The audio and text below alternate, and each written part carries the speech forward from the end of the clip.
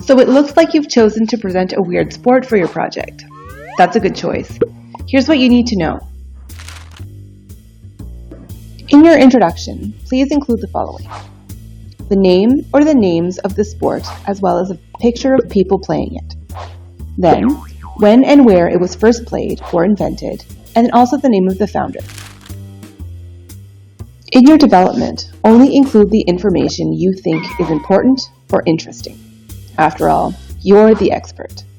Concentrate on the information you know and understand.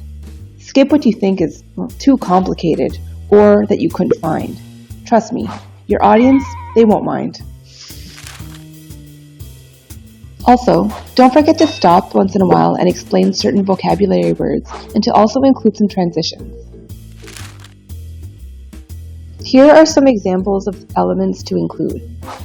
Details about where the sport is played, whether it is a team or individual sport, or whether it is more of a leisurely activity or a hobby. Don't forget to explain as you go.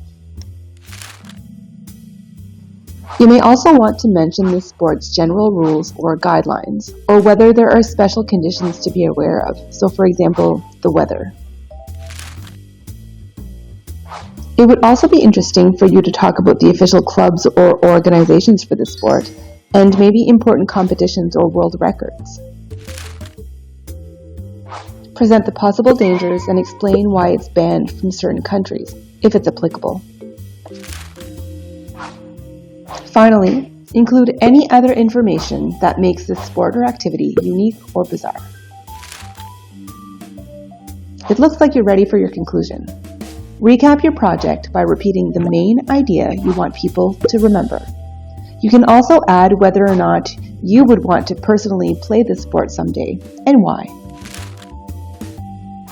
Before the big day, review your transitions, be sure your vocabulary is clearly explained, and practice often.